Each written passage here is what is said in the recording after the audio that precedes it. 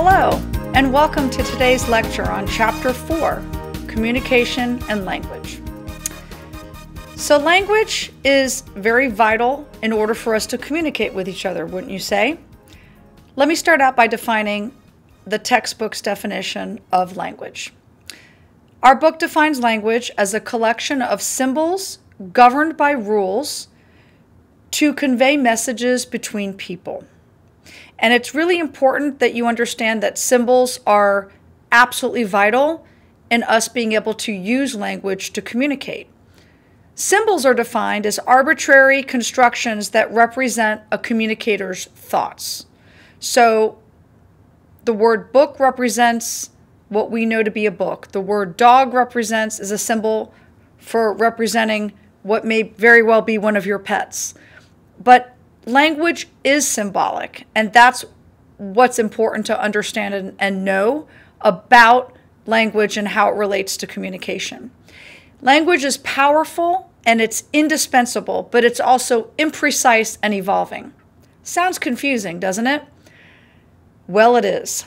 Language has the power to entice us, but it also has the power to deceive us and to trick us. And if you're adept at using language and crafting it to your advantage, you could actually use it as a tool to become a more competent communicator. So let's talk about some of the aspects of the nature of language. So we talked about the power that language has and how language is symbolic. But I want to reiterate an important statement that I made earlier in the semester, which was that meanings rest in words that meanings are in people and not the words they say. So a lot of people do the opposite. They tend to hinge on every word that's being spoken. But because we interpret and perceive things differently, we may think a word means X while the sender means it to be Y. So again, meanings rest in people and not the words they say. Now, language is governed by rules, and it's important to understand these rules in order to understand the language. So phonological rules govern how words are pronounced, okay? Syntactic rules govern the way symbols are arranged. So if I were to say, "Have you the cookies brought?" that doesn't make any sense, right? But if I were speaking German, that would be the order in which I put those words in a sentence.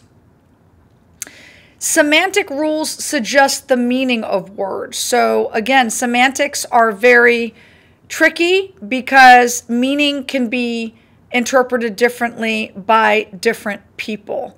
And speaking of meaning, I want to clarify the difference between denotative and connotative meaning. So denotative meaning is dictionary definition. So this is how you're going to remember this. Think de-denotative dictionary. It's the dictionary definition of a word. Connotative meaning is the aura or feeling that surrounds literally almost every word that exists out there. So certain words have certain feelings associated with it. So the word awesome obviously has good feelings, but the word yucky, not so much. So I think you get the point. Every word has a connotation, whether it's positive or negative. And lastly, pragmatic rules. So we talked about phonological rules, syntactic rules, semantic rules, and now pragmatic rules. And that's how it governs how people use language in everyday situations. So it can be problematic because if cultural influences are involved, then someone could misinterpret the pragmatic rules. Also, it could get people into a lot of trouble. So for example, if there's a male supervisor who says to his female employee that you look very pretty today, he might be thinking, well, I'm just trying to be a nice person and give my employee a compliment, whereas she may be offended and think that her boss was making a pass at her. So again, it's really important that you understand pragmatic rules and that the people involved in the conversation agree on the pragmatic rules. So if you're with your friend and you say, "You're so goofy," then if both of you agree that you understand what goofy means, then you're okay. So let's talk about the power of language. Language is extremely powerful, and it has the power to lift people up. It has the power to tear people down. So be very, very careful with the words that you say. Names are very interesting, right? I am always love learning the names of my students and asking them the origins and, were they named after a family member, or what's the story behind your name. But names shape and reinforce a sense of personal identity. Also, listeners, another trait of the power of language is that listeners tend to associate accents with particular abilities and traits. And I want to talk about accents. We can kind of get carried away when someone has an accent. And an accent is how people pronounce their words.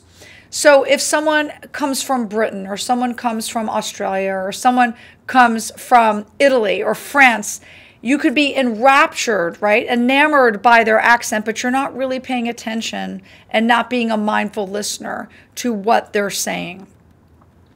Also, a dialect is a version of the same language that has different words and meanings. So for example, here in the South, we say y'all a lot, and that's what it's like to live in Georgia. But in different parts of the country, they don't say y'all. They'll say yous guys, or they'll have different words for what we say y'all. So it's important that you take regionalisms and regional differences into consideration when you're thinking about language. And also, different words mean different things. In the South, in Georgia and Atlanta, we call everything a Coke, right? But in New York, it's called a soda. And in the Midwest, it's called pop. So people can have different words for the same thing. I want to talk to you right now about powerful and powerless language. This is so important when you're thinking about the way in which you interact and speak with people, as well as when you're rehearsing your speeches for presentation day. You want to try and increase the amount of powerful language you incorporate into your vocabulary. And this language is clear, assertive, and direct. It's confident. Whereas powerless language suggests that a speaker is uncertain and non-assertive. And it's not good. So if someone stutters or stammers or says, well, I really wanted to get you that assignment on time, but something came up, that sounds really powerless. Instead of saying, Professor, I had a family emergency over the weekend. I had my mother admitted to the hospital, and I apologize that I did not get my assignment in on time. I'll get it in tomorrow. That's a lot more powerful, a lot more strong and assertive and confident, rather than hemming and hawing and using and all the things that you shouldn't say. Also, affiliative language demonstrates solidarity with others. We talked about how we're drawn to people that are like us and that have commonalities with us. So we tend to use affiliative language with people that we connect with. And this is called convergence. So using phrases or terms that endear you to people that have the same interests as you. So it's like seeing a fellow dog fan and saying, go dogs, or an Alabama fan and saying, roll tide, or for myself saying, go Noles.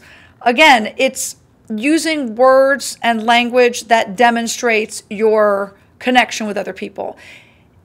In contradiction to that, you can use words that are divergent from others. So you could use things that are going to set you apart and highlight the differences between you and the other person. So just how we use convergence to affiliate ourselves with others, we can use divergence to separate ourselves from others. So let's talk about the possible misunderstandings with language, because we know that there's so many. Some words are equivocal because they'll have more than one definition, and that could be very, very dangerous, because you may interpret the word to be one thing and the receiver of the message will interpret it to be quite another. But the thing to take into consideration is that equivocation involves a deliberate attempt to be vague.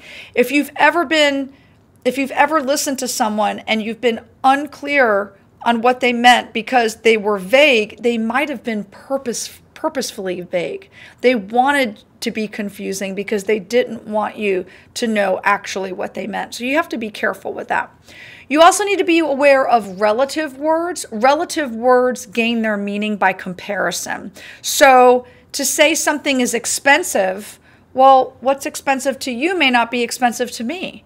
Same thing with the word cheap, or same thing with the word large or small or big or tall, or you fill in the blank. Oh, it's not that far. Well, what's far? Is far 500 yards? Is it half a mile? Is it a mile? Is it 10 miles? You need to understand that relative words gain their meaning by comparison to other words, and you need to make sure that your definition of the word matches the receiver's definition of the word. So another problem with language is that people use slang and jargon, and that differs by community. So slang, as you know, are certain words that connect in groups with each other. So there's certain slang terms that you used in high school and middle school and that you're currently using. I know I need a dictionary just to keep up with all the slang, but it is meant to exclude the outgroup, the people that don't know what it means. And same with jargon. So jargon is technical language that only someone in that industry would know. So for example, people in the military, people in the medical field, people in the legal field. I don't know if you've ever read a legal document, but even though it's written in English, it is by far one of the most difficult things to understand because I'm not a legal expert. So again, if you are an expert in the field, it's terms and words that people in that industry will readily know. Another type of word that is it causes a lot of confusion is when people use euphemisms. And a euphemism is when a pleasant alternative is used to something not so pleasant. So for example, if I were to say, excuse me, I'm going to go use the restroom, instead of someone saying, hey, I'm going to go to the toilet. So again, it's just a nicer way of saying something that maybe not so nice, but it could be confusing. So there are a lot of misunderstandings that happen when there's equivocations, when relative terms are used, when slang and jargon are used, and when euphemisms are used. Now, how can we avoid any kind of misunderstanding when it comes to our language? Well, that's difficult. There's no actual cure-all for that. There's no one surefire way to avoid miscommunication, but I would be careful using slangs and jargon and abbreviations with people that may not understand what you mean. I feel that you should be direct, explain your terms, be very specific. Don't be abstract, be specific.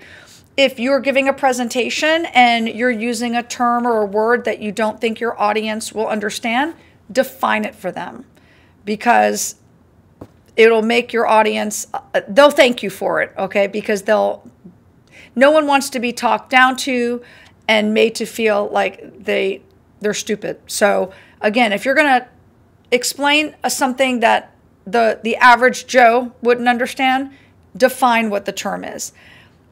Be very clear, be very direct, focus on specific behaviors, and be careful using euphemisms and equivocations. But in speaking, in public speaking and in presentations, it's always best to be direct, and because the end goal is your audience. It's always about your audience and making sure that they understand you. So we're going to talk about disruptive language and some problems with that. So you want to make sure that you know the difference between a fact and an opinion. And this is very important, especially in your speeches. So a fact is something that's verifiable, that's true or false.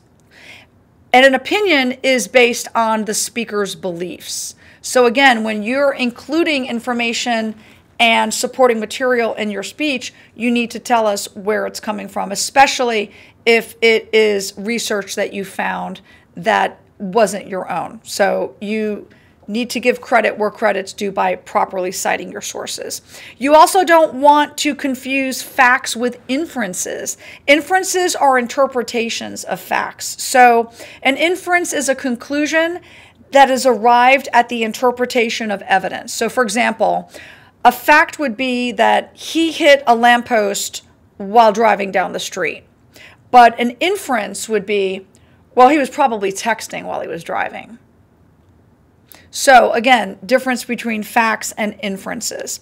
Also, you don't want to use emotions, or you don't want to present emotions as facts. That's called emotive language. So what that means is you put a spin on a word. So say you like garage sailing or thrifting like me, and you find a gorgeous old picture frame. And for someone who loves that kind of stuff, you would call it an antique. But for someone who thinks it's ridiculous, they would call it junk. So again, there's emotive language is the emotion behind the words, but you don't want to present those as facts. And then finally, you don't want to resort to insults. You don't want to attack the other person. You can disagree with them, but don't attack them. That's called ad hominem. And that's attacking the speaker and not the argument at hand that's being discussed. So I'm going to end today's lecture with talking about gender and language. So we talked about how men and women communicate differently. They use language and communication with different goals in mind, but they're not the sexes aren't exactly opposite. They do have a lot of similarities. And the hormones' influence on communication is less intense than most people actually think. Men and women actually, according to our book, speak roughly the same number of words per day, but just in different situations. And amongst themselves, women tend to speak more about family, friends, and emotions, whereas male friends are more likely to speak more about sports and technology. Now, I'm not saying every male loves sports and every male loves technology, but again, the types of conversations that men have with men and women have with women are entirely different. Let's face it, men don't really talk to each other and say, hey, so tell me how you're feeling, right? So that's not really what men do. That's what women do. But although ideas are changing, traditional gender roles continue to influence dating customs. And again, it really boils down to the person and that person's personality. You can't say all men are this and all women are this, because we're all unique individuals and we all have our own identities and personalities that we bring to the table. But in general, in the US, women use more effective language, and I don't mean effective, I mean affective. So affective language is focused on emotions, where men use more instrumental language, which is focused on accomplishing tasks. So men are more task-oriented and women are more people-oriented and feelings-oriented. So today's lecture was about language and its incredible power. When you are crafting your speeches or writing papers, it's really important to use the right word, not the almost right word, but the right word that's going to convey your message to your audience. And once you have that right word, you need to practice that right word and perfect it and craft it so that when you deliver your message, your audience will truly understand your intent behind the message. Thank you for listening to today's chapter on language.